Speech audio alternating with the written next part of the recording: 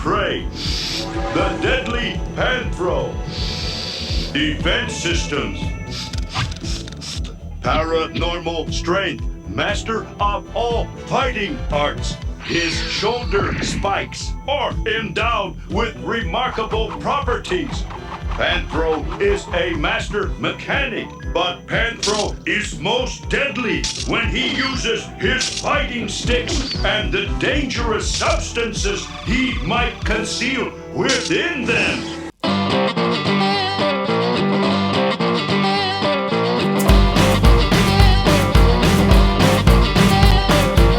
Hi guys. Hello, gorgeous.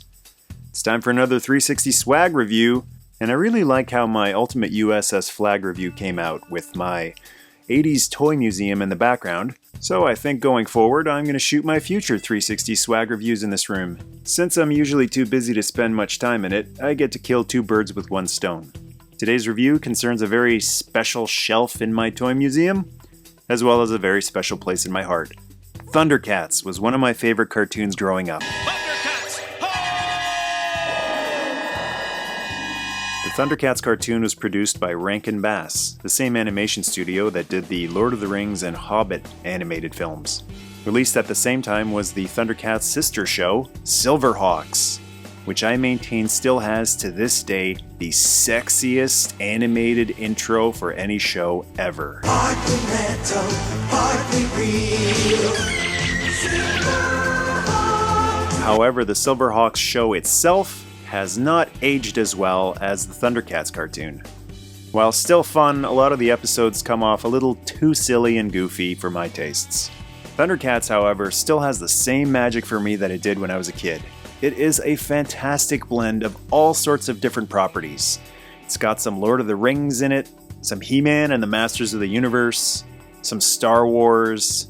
It's a mishmash, but in the best possible way. And the theme of the Code of Thundera was a very important one to me growing up. I think it's important for kids to watch shows about heroes who adhere to a code of honor. Justice, Truth, Honor, and loyalty. Ho! And while Tigra was my favorite character on that show, he got his butt whipped a lot. A trap. Trapped.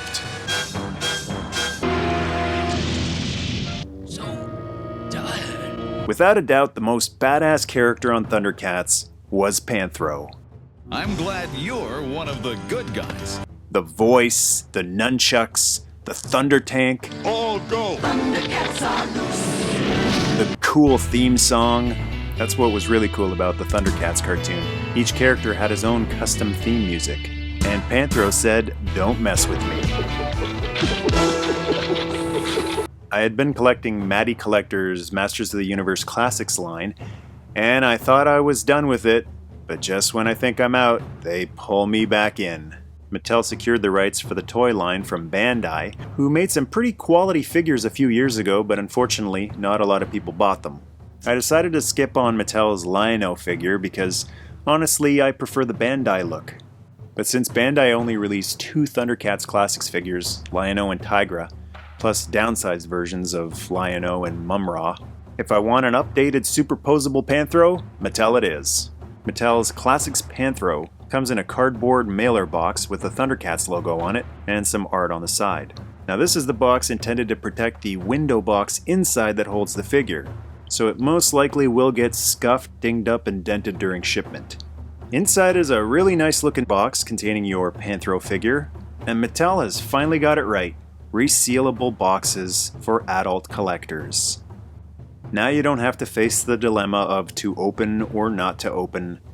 You can have your figure sitting mint in boxed on your shelf, and when you get bored of that, you can open it up and display him in all sorts of various poses, and then when you get tired of that, you can put him right back in his box and have him looking mint in box again.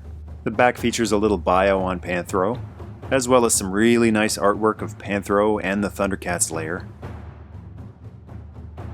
And the front window has a really cool Sword of Omens design on it, which is actually raised from the rest of the window. One thing to note is that the box opens from the side, not from the top, as this style of box usually does, and you'll have to cut the tape in order to open it. For those who own Mattel's Masters of the Universe classic figures, you'll know exactly what you're going to get here. Same plastic quality, same paint quality, same posability. It's basically the same body. And like a lot of the Classics He-Man figures, since the plastic is very soft, it can get deformed during shipment. As you can see here, Panthro's ear has gotten a little bent in the package, and just pulling it back into place isn't going to fix it. So what you're going to have to do is apply some heat and then cold to reset it. Some people use steam, but I prefer to use a hairdryer. Much like adamantium, you gotta get it hot to work with. Once you've heated it up for a minute, run it under cold water or dip it in ice water while holding it in the shape it should be. As you can see, that will reset it and it'll hold its form even if you try to bend it back the wrong way. Panthro comes with his trademark nunchucks. These are gorgeous. Really beautiful sculpting on the handles, and I love the chain on it as well. It's not metal, but it sure looks like it. Really nice chrome paint job here. Panthro comes with an additional left gripping hand, which looks almost exactly like the one that's already in the figure. Really, the only difference is that the thumb isn't sticking out. Usually when figures come with extra hands, it's something a little more drastic than this, like a fist or pointing or outstretched fingers. So I think it's a little strange that they went to the effort of including an extra hand that's basically almost exactly like the one you already have. I guess this one might look better while he's gripping the Thundrillium detector or the key, but I would have preferred a hand with outstretched fingers, which I'll get into later. So he does include a Thundrillium detector, which has a nice little Thundercats logo on it, and he can hold it just fine. When this detector comes anywhere near Thundrillium, let you know. Hey, this thing's picking up Thundrillium.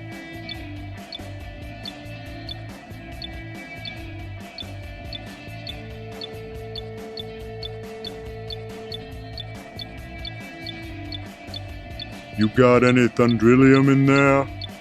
He also comes with the key to Thundera.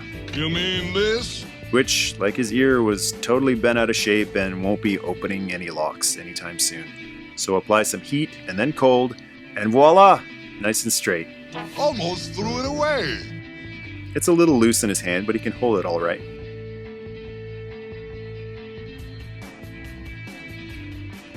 And his coolest accessory.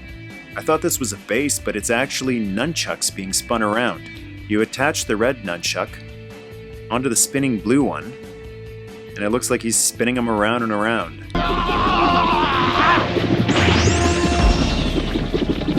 It's a really, really cool idea that I think unfortunately doesn't work perfectly with this figure. Since he's made of such soft plastic, and they didn't give him the wrist articulation that the Filmation He-Man figure has, he's pretty limited in what he can do with this particular accessory. It seems to just kind of want to flop back or forward, plus the fact that his empty hand is a gripping hand, it just doesn't look right to me.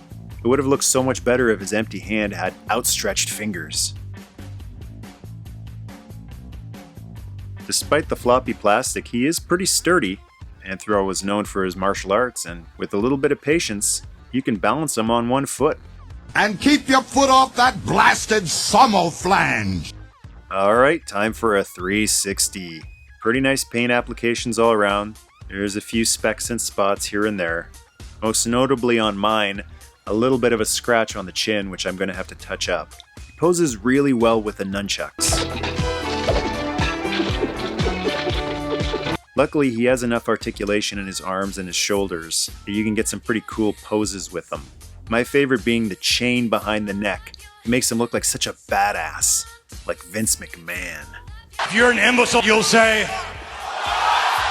And for a few comparisons, here he is with the original LJN Panthro. Panthro!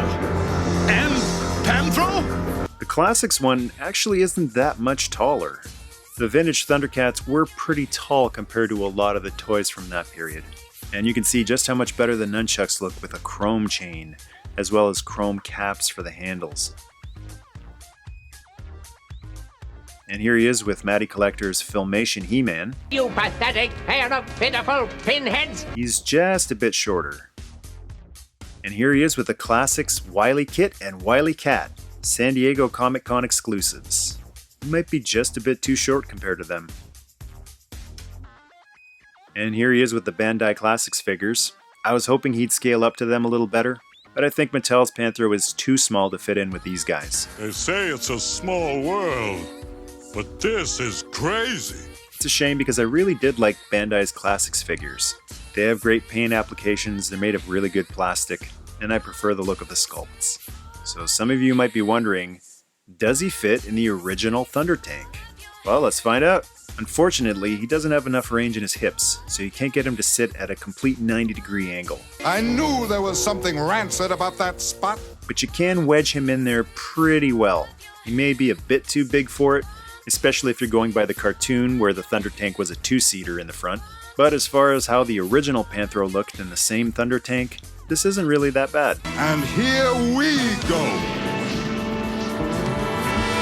So that's Mattel's Thundercats Classics Panthro figure. I also picked up their Pumaira, which I will review somewhere down the road. And I just wanted to take a moment to thank everybody who has subscribed. The channel has been growing and growing, and it just motivates me to make more videos. So thanks to everyone who's taken the time to watch, like, share, and comment. Do you have a question or comment about Panthro? Scroll down and go to town. And to join my nerd tribe, hit subscribe. Nerd must stay. Nerd must stay. Nerd must stay. Ho!